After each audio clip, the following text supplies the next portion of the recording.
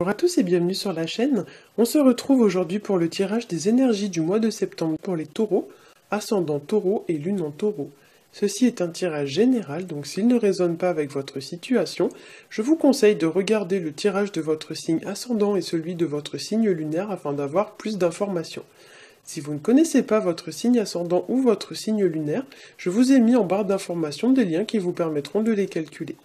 Comme d'habitude, j'ai fait ce mois-ci un tirage en 3 cartes au Rider Tarot Deck. La première carte va correspondre au début du mois, la seconde carte au milieu du mois et la troisième carte à la fin du mois. Donc on va commencer tout de suite avec la première carte que j'ai tirée pour vous. Et il s'agit de la carte du magicien qui s'appelle dans le tarot de Marseille la carte du battleur. Et c'est une carte qui nous parle du commencement ou du début d'une situation qui voit le jour. Il y a l'idée voilà, de concrétiser un projet. On peut aussi avec ce tirage y voir une forme de transition entre le début d'une situation et la fin d'une situation, puisqu'ici vous avez la première carte du jeu et ici vous avez la dernière carte du jeu. Donc pour certains, il y a vraiment une page qui se tourne ce mois-ci de façon à pouvoir en ouvrir une nouvelle. Le battleur va aussi évoquer tout ce qui est de l'ordre de la fougue, du dynamisme, de la volonté de mener à bien un projet avec l'idée qu'on s'y investit vraiment pleinement. On fait beaucoup d'efforts, c'est une carte vraiment d'action. Donc effectivement, avec cette carte, c'est pas la passivité qui est recommandée, c'est vraiment le passage à l'action. Attention quand même avec cette carte de ne pas vous lancer non plus tête baissée sans réfléchir, parce que dans les mauvais aspects de la carte, le battleur peut représenter une personne qui est tellement portée sur l'action qu'elle en oublie un petit peu d'étudier le projet et qui se lance voilà un peu bêtement et puis qui du coup après le regrette. Dans ces mauvais aspects aussi, la carte du battleur peut représenter une personne. Alors souvent c'est une personne qui n'a pas vraiment la tête sur les épaules, une personne qui est encore un peu immature puisque la carte représente un enfant, donc ça se voit pas trop sur cette version du jeu, mais normalement dans le tarot de Marseille traditionnel, c'est vraiment un enfant qui est représenté sur la carte. Donc soit vous avez une situation dans votre vie qui est liée à un enfant, soit cette carte va représenter une personne mais avec le comportement enfantin, une personne immature, une personne qui n'a pas la tête sur les épaules. En fait, souvent la carte du magicien ou du battleur, on la voit un petit peu comme c'est un petit malin. En fait, c'est la personne assez rusée, assez enfantine, mais quand même assez fine pour arriver à ses fins. Donc effectivement, il y a un côté un peu stratège qui émane du personnage. Souvent, moi, je la compare aux gens qui, vous savez, qui travaillent sur les marchés, vous voyez, qui vont vous dire « Ah, mon produit, il est super, vas-y, achète et tout ». Les gens, vous voyez, qui n'ont pas de scrupules, limite, à vous mentir pour arriver à leur fin. Des gens qui ont beaucoup de tchatch, beaucoup de bagou, qui n'ont pas peur d'oser, mais vraiment dans le sens excessif du terme, les gens voilà, qui n'ont pas peur voilà, de se lancer, mais du coup, c'est pas forcément la meilleure façon de faire.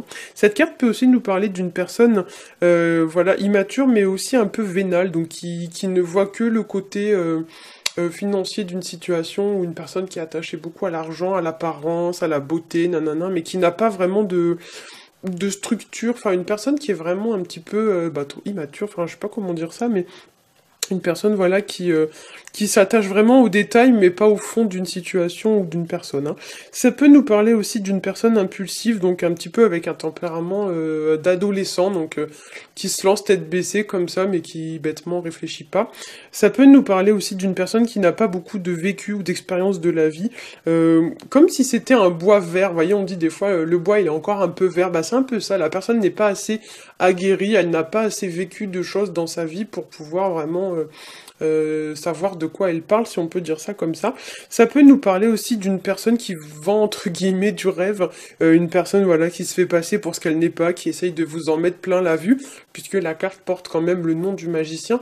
Ça peut être une personne voilà limite qui trompe un peu son monde, qui s'invente par exemple un métier, qui s'invente une vie de rêve et tout, alors qu'en fait c'est pas du tout ça pour de vrai.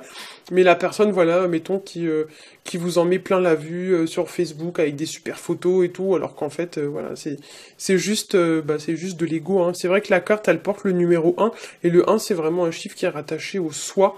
Donc effectivement il y a la thématique de l'ego qui est abordée dans cette carte.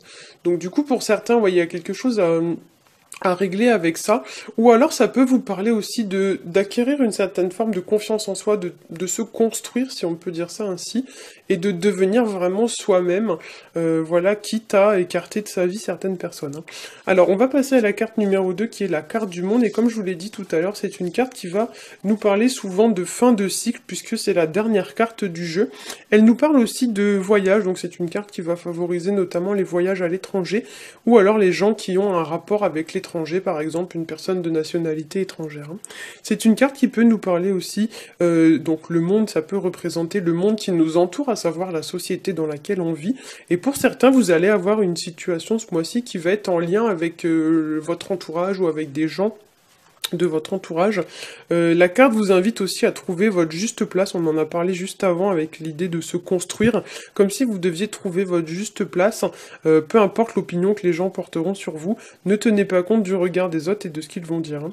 La carte du monde, ça peut nous parler aussi de réussite, de succès, de la fin d'un cycle, ou d'une situation qui va arriver à son terme, hein, puisque comme je l'ai dit, c'est la dernière carte du jeu. Ça peut nous parler aussi des gens qui sont un peu dans leur monde, des gens qui se coupent un peu du milieu extérieur, qui sont un peu dans leur bulle, et on voit bien ça sur la carte, on voit une personne qui est complètement entourée d'une espèce de bulle. Alors en fait c'est une couronne de laurier, mais dans tout ce qui est de l'ordre du tarot psychologique, on considère que c'est une bulle. Donc effectivement, pour certains, vous allez ressentir le besoin peut-être de vous protéger ou de vous mettre un peu à l'écart vis-à-vis d'une situation, voire même ça peut nous parler d'une personne qui est un petit peu sur la défensive, on peut voir cette bulle comme une muraille de protection, et d'une personne du coup qui n'est pas très ouverte aux autres, hein. Ça peut nous parler aussi de se dévoiler un petit peu, de se mettre à nu face à une personne ou à une situation, comme si on était trop replié sur soi-même. Et ça peut nous parler également d'une notion un peu de gestation. Alors soit c'est carrément une personne qui est enceinte, où il y a l'idée d'avoir un enfant qui arrive dans une situation, parce qu'on a quand même la carte du magicien qui est normalement un enfant. Mais effectivement, souvent la carte du monde, on peut la voir comme un embryon en fait dans un utérus, et du coup ça peut très bien nous parler d'une forme de gestation. Alors soit c'est vraiment un enfant, soit c'est une situation qui est en gestation, c'est-à-dire qu'il y a quelque chose qui se prépare à être mis en place mais qui n'est pas encore arrivé.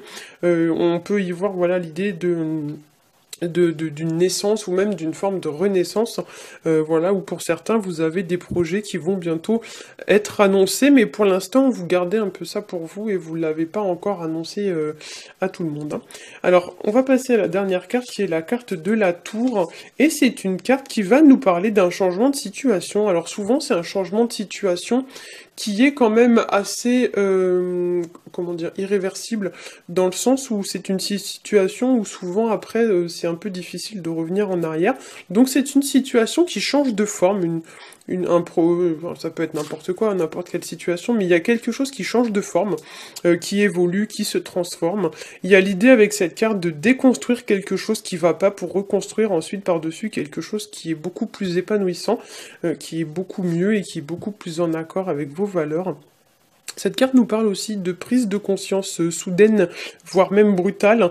Ça peut être l'idée un peu d'une révélation, d'une prise de conscience très brutale, bonne ou mauvaise, hein. Ça peut nous parler aussi de quelque chose qui arrive de façon brutale, quelque chose auquel on ne s'attend pas, un événement soudain.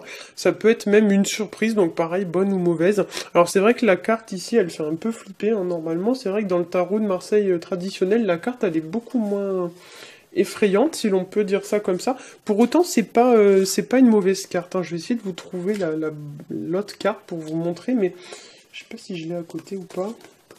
Alors, elles sont où? Voilà, elle est là. Vous voyez, normalement, la carte, c'est ça, hein. Donc, effectivement, c'est pas forcément négatif, mais effectivement, la version du Rider, elle fait un peu flipper quand même.